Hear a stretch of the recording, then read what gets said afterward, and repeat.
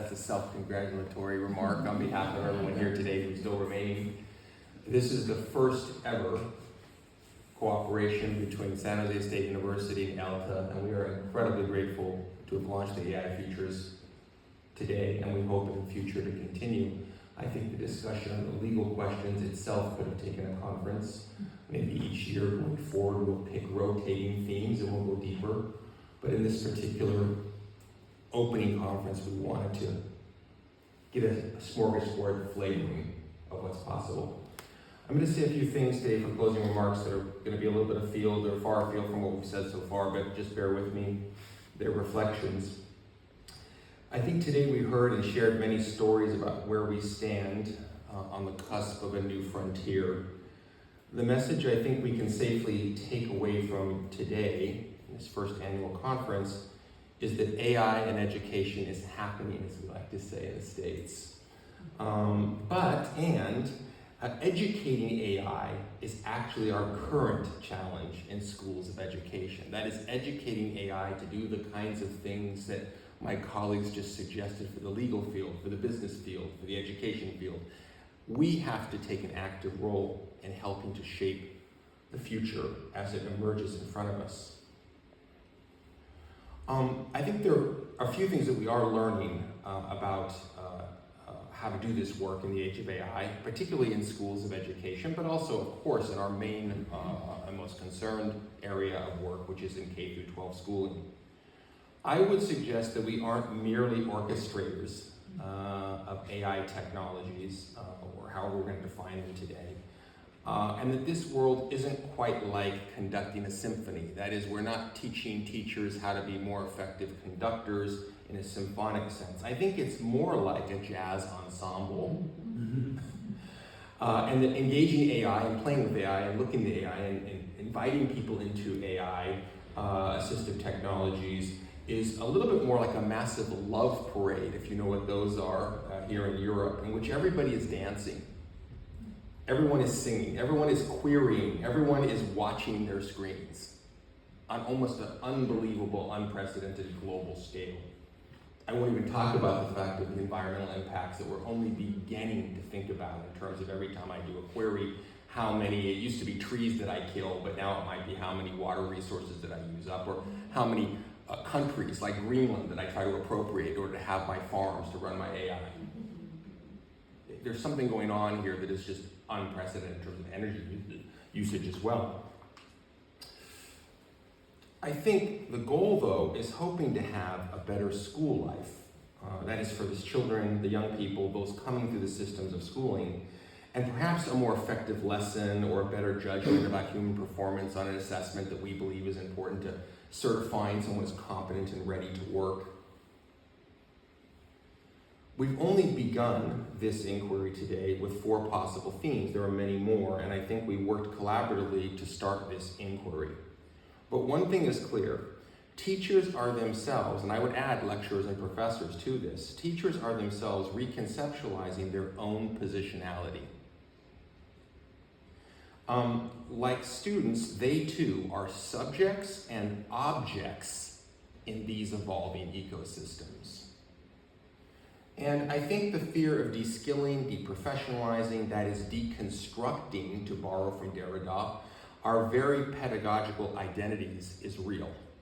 I think we are being asked to think hard about what we do, why we do it, and how we do it. And that isn't just coming from the government. That isn't just coming from our bosses. That is truly coming from this new latent technology that is ubiquitous in every way. So of course we feel defensive. So have blue-collar workers for centuries, each time their particular labor was outsourced or made redundant. We are the white-collar workers in the education sector. And in that sense, it's normal to have the sense of a free fall. That is, we don't quite know where our footing is, and it's a little bit scary.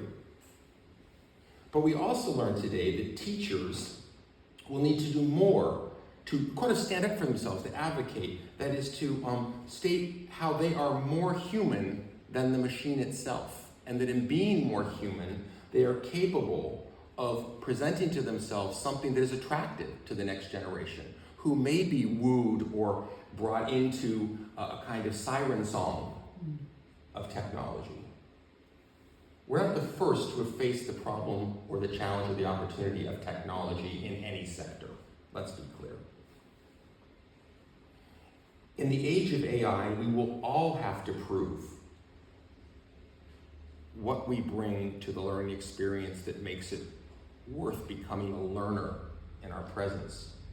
We do, as it was said at the beginning of the conference, stand between an over-reliance and a calculated hesitation towards these new tools, and how students approach, for example, writing, legal writing, dissertation writing, in the age of assistive AI technologies. Are these tools a bridge and a scaffold to deeper learning, or are they a shortcut and a mask that anyone can wear to appear knowledgeable? Generative AI has brought us to our knees. And I state that hyperbolically because we're at this conference and we like to believe we're so important. But there is something true about the fact that it feels like it's coming for us. And so we must admit that what we once worshipped in educational circles has lost its shine. Just think about the dissertation, think about the abstract, think about the literature review, think about the very sort of notions of what it meant to dissertate. We heard about qualitative data analysis and qualitative tools that we used.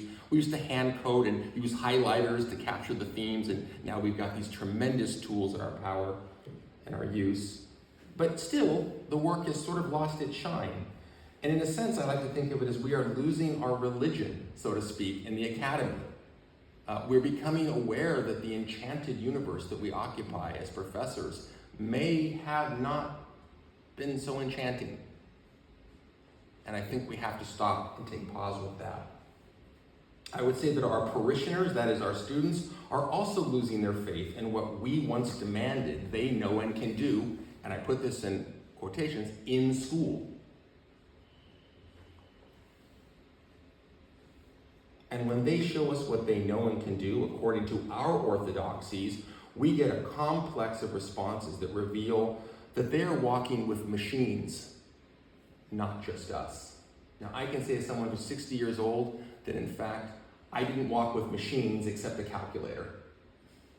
But they are walking with machines, and they are living and breathing with machines, whether they are the objects of marketing or whether they are subjects of opinion polls, but they are doing all of those things. So where do we go?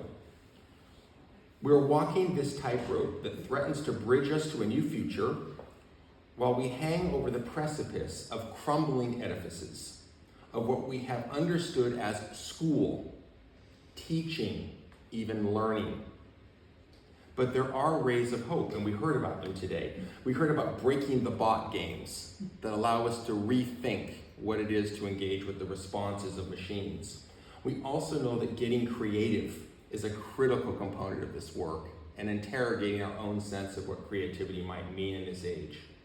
And of course, as Carrie and I presented today, just quickly and briefly, and we hope to say more, the educational foundations themselves are being questioned. What does it mean to learn? What does it mean to be a learner? What does it mean to know? How will we know that you know? These are things that are absolutely in the mix now in a new way that they weren't for the last 40 or 50 or 60 years of consensus about what school is and what it means to learn.